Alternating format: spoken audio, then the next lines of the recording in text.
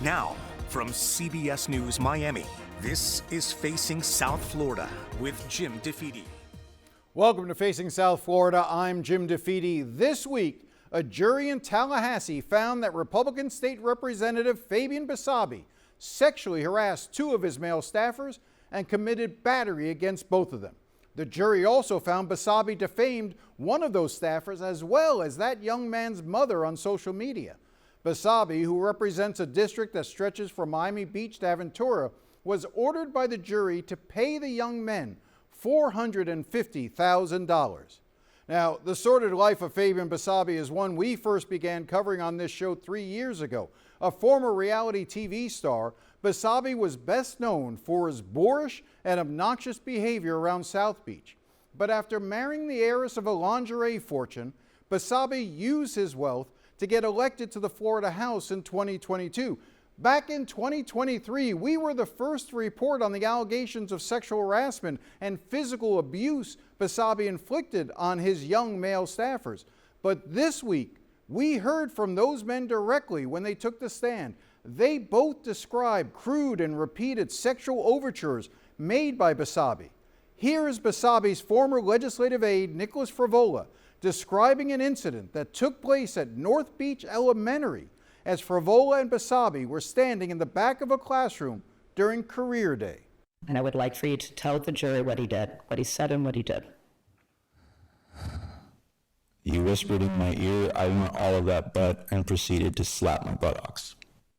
Frevola then demonstrated for the jury what Basabe did to him. Frevola said Basabe showed a perverse interest in his sex life. And in a scene more fitting for the Real Housewives of New Jersey than the Florida Capitol, Frevola said Basabe unexpectedly assaulted him at a legislative reception following Ron DeSantis' 2023 inauguration. And then Mr. Basabe points at Karis and goes, hey, isn't that the girl you slept with and went home with a couple weeks ago?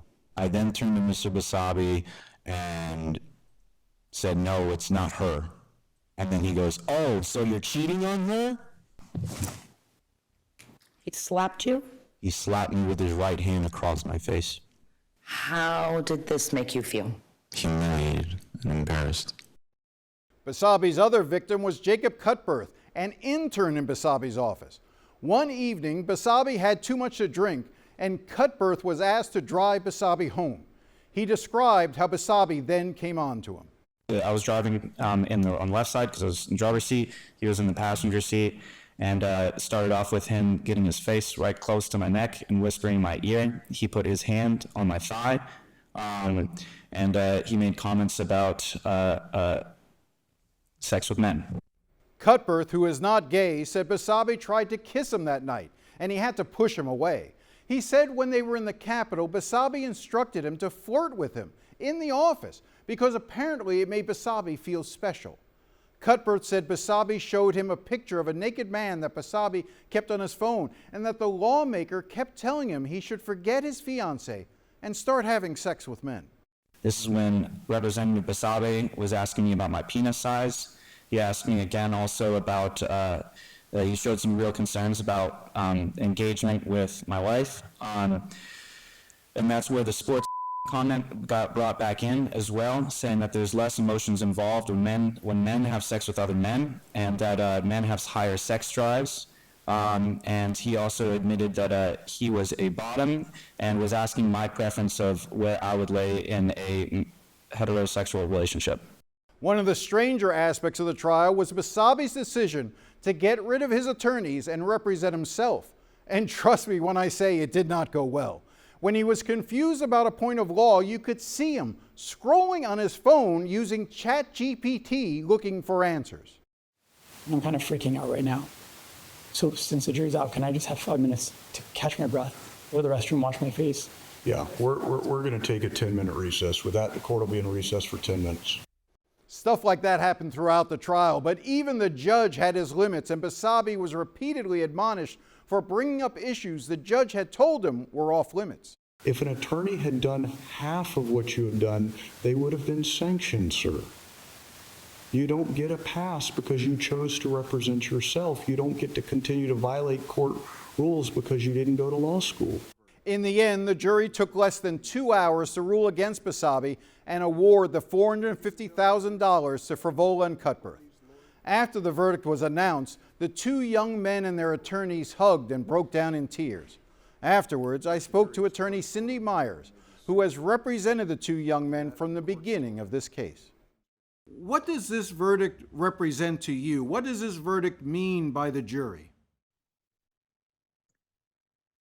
It's just justice achieved. It's been a long and arduous road. The jury believed my clients. They heard their testimony. It was under oath in front of, the jury sitting there listening to all of this in one comprehensive hearing, trial. And then Mr. Basabe had the opportunity to get on the stand and say his piece. And they believed Mr. Frevola, Mr. Cutbirth, and Janet Frevola. So, I can't even put into words, they feel insufficient, inadequate. The relief of being believed, being victims, you go through the situation, right, the first time, and you're victimized through that. And then they were re-victimized by the sham investigations, not just one, but two. So then they had to suffer through that. And so then they're re-victimized again. But I always had faith that if we could just get into the courtroom and before a judge and a jury, that the truth was going to be seen very clearly. And that is exactly what happened. And I am so grateful to this jury and to this judge. The decision by him to represent himself just seemed to be the height of arrogance. The idea that he could simply go in and, as he has always tried to do, lie and bluster and misrepresent and charm and discount what others say and get people to believe him because he's the state representative, he's the big man, he's the elected official. And who are they? Who are they? He said they're losers.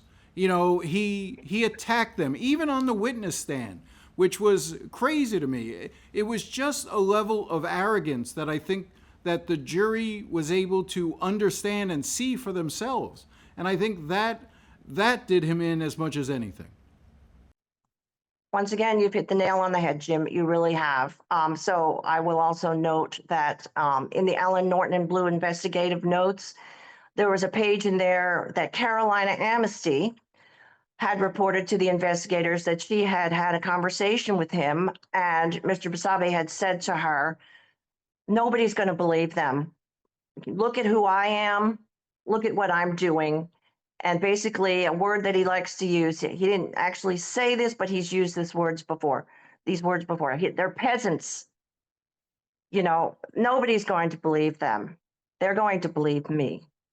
It's right in the notes there. And that indeed is what he was counting on, that these young men were not going to be believed. It's just that notion of everyone else is, that he could just bluster his way through this.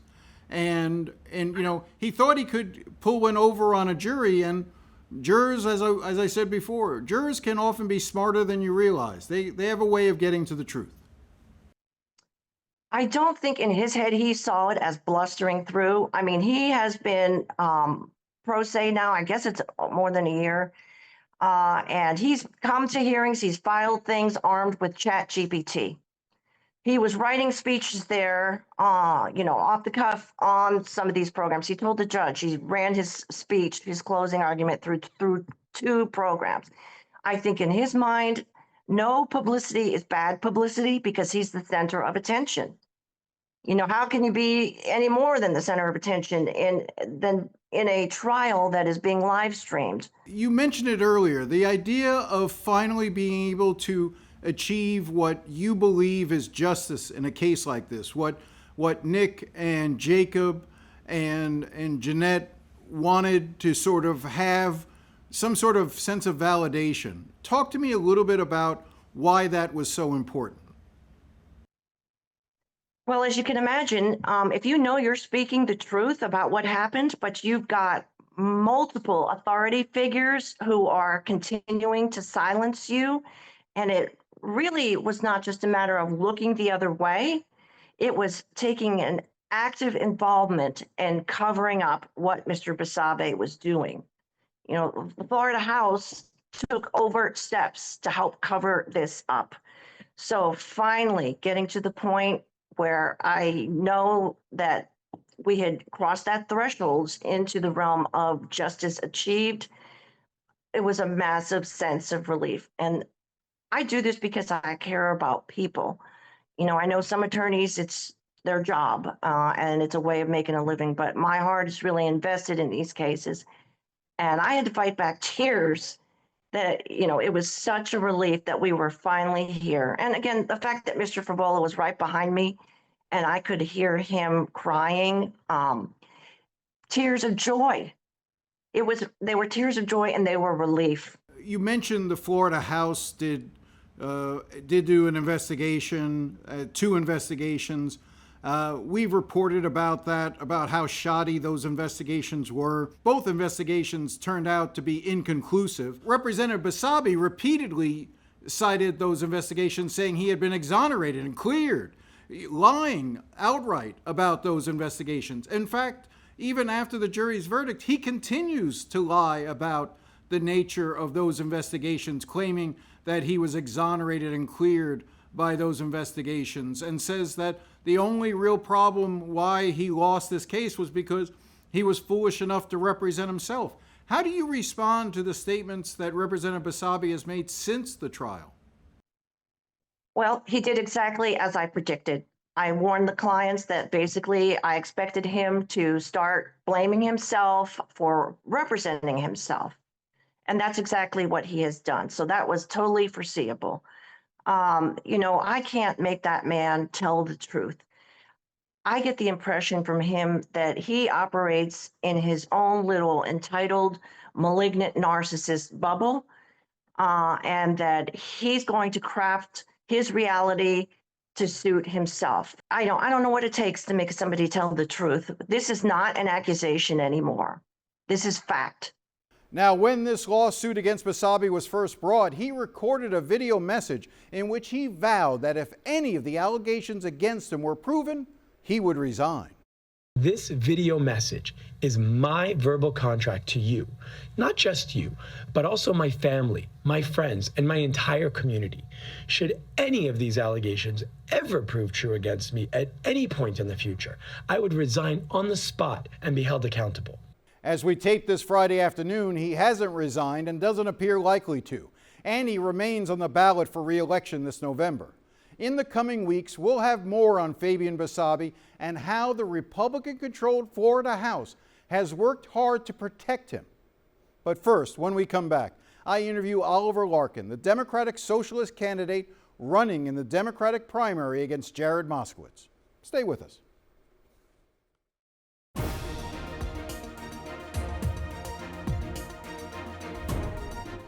Welcome back. We have seen a number of congressional incumbents lose to a growing wave of candidates who identify themselves as Democratic Socialists. Congressman Dan Goldman in New York and Congresswoman Diane DeGette in Colorado lost their primaries to 2 candidates who had the backing of New York City Mayor Zoran Mondami, Bernie Sanders, and others. Here in South Florida, 2-term Democratic Congressman Jared Moskowitz is facing his own challenge from the left by Oliver Larkin, a union organizer who is attacking Moskowitz for being too moderate. I spoke to Larkin this week. I'm running because growing up in the city of Fort Lauderdale in South Florida, I care deeply about our state, and I've been very disturbed by the direction, not only by the direction of the Republican Party, but of Democrats like Congressman Moskowitz, who have failed to stand up adequately and fight for the issues that I believe South Floridians deserve. And I'm really filling the gap of the candidate that I wanted to see in 2024 and the candidate that I wasn't sure would materialize if I didn't step forward myself. So as a first-time candidate, but a long-time progressive organizer, I'm running as the natural extension of the activism that I've engaged in for South Florida and for the Democratic Party over the greater part of the last 10 years. Now, you are also running as a Democratic Socialist, is that correct? That's correct, yes, endorsed by the National Democratic Socialists of America. So, for folks who may not fully understand what democratic socialism is or what that moniker means here in South Florida, tell us a little bit about that. It's about bringing democracy from beyond the ballot box into the workplace, into the standards of living that we all need to survive. So democratic socialism is about Medicare for all. It's a universal healthcare program where you don't need to worry about paying a premium, a deductible, a co-payment to be able to go see a doctor. It's about having universal programs like childcare and paid family and medical leave, like many other peer nations of the United States enjoy, but yet we lag far behind many of our peer nations in the industrialized world and providing this even standard of benefits for people. I think it is about having democratic control over the systems of the economy that govern our lives, from housing to labor protections to education. These are things that we should not be going deeply in debt for or being forced into the scarcity of an affordable housing shortage or taking out tens of thousands of dollars for student loans. This is what I believe the Democratic Socialists of America's platform can represent for South Floridians and people all across the country, is lowering that cost of living and making sure that we can all share in the benefit and the wealth of the wealthiest nation in the history of the world, the United States of America. So when people hear about democratic socialists these days, a lot of what you're often talking about deals with Middle East policy and Israel in particular. You rattled off a long list of things in which you criticize Jared Moskowitz for. I know from reading and listening to some of the other things you said, you're also very critical of his approach when it comes to Israel and his acceptance of money from AIPAC. Explain to me why that is. Yeah, well, AIPAC, and I watched Congressman Moskowitz on your program vow that he would continue to receive AIPAC donations. In addition to supporting a disastrous United States foreign policy with the Israel's war, the genocide it's committing in Gaza, AIPAC also supported 109 insurrectionist Republicans in the 2022 midterm election. So if we care about American democracy, we need to stand up to the corrupting influence of AIPAC and the billionaires that fund this organization that increasingly support far-right efforts. And of course, I agree with the broad assessment of virtually every organization in the international community that has looked at Israel's conduct in Gaza and rightfully assessed it as a genocide. So Congressman Moskowitz's position of unconditional military aid to Israel, not even conditioning it based on United States or international law, is vastly out of step with the people of South Florida and the people of the United States. We're spending over $1 billion a day with this illegal war with Iran. We should break this influence that AIPAC has over our politics and really restore our taxpayer dollars where they belong, here at home, and not contributing to war crimes overseas. Let me just jump in and ask, so would you cut off U.S. aid to Israel? Yeah, that would be my position because, again, according to the letter of the law, the Leahy laws, we cannot provide military aid to a country that is committing gross human rights violations. So I believe that this is in accordance with international law and the United States own law.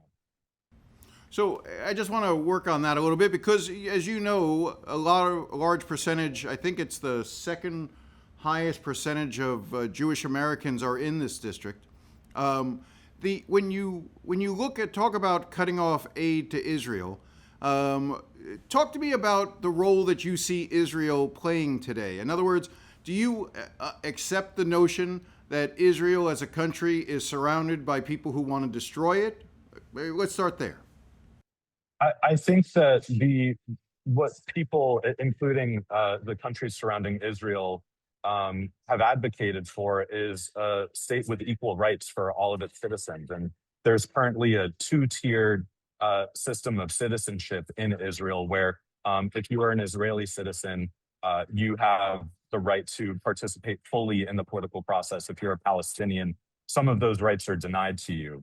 Palestinians in the West Bank, which has been illegally occupied since 1967, Palestinians are subject to Israeli military law. We, of course, had the case of Mohammed Ibrahim, the youth, the Florida resident, United States citizen who was detained in IDF prison in the West Bank for 10 months. But if you're an Israeli settler in the West Bank, you're governed by Israeli civil law.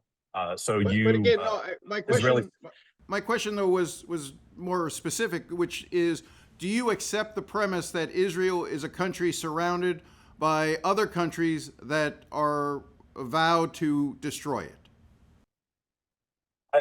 I don't accept that premise. I think the notion of destroying Israel is it's harsh language. What I think the impulse is that countries want to see a state with equal and democratic rights for all of its citizens, and that is not the current condition of Israeli society today. It's an apartheid system, what we might know in the United States as a Jim Crow style apartheid, where again you have this multiple tiers of citizenship that does not privilege all of its people the way that Israeli citizens are privileged, and I think that's something that countries do not want to see continue.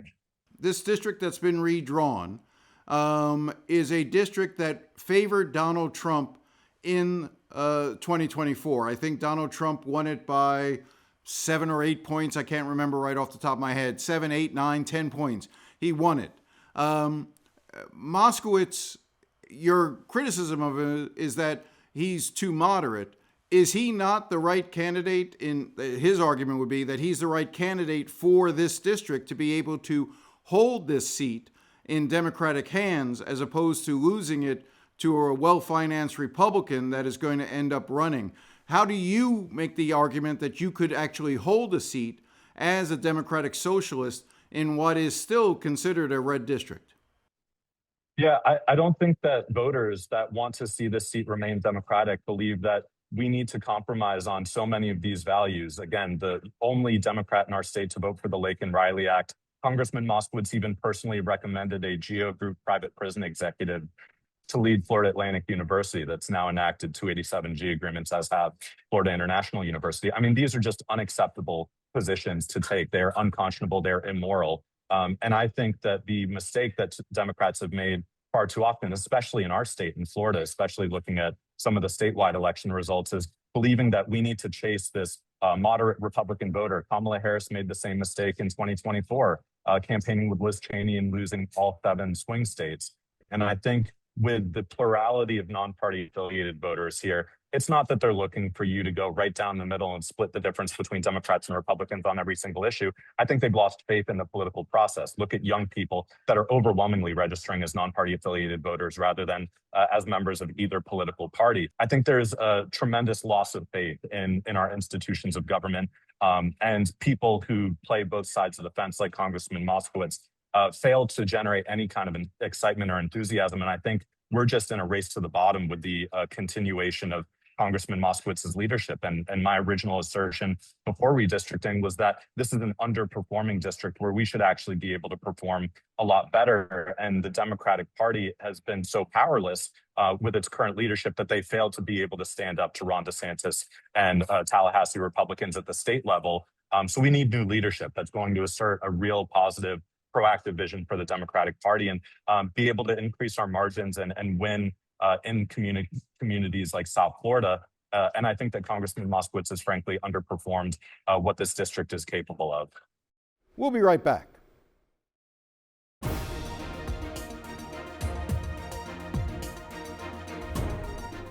Well, that's all the time we have today. If you have any thoughts or comments, feel free to contact me at jdefede@cbs.com. Oh, how I do enjoy hearing from you. Thanks again for watching, and enjoy the rest of your day.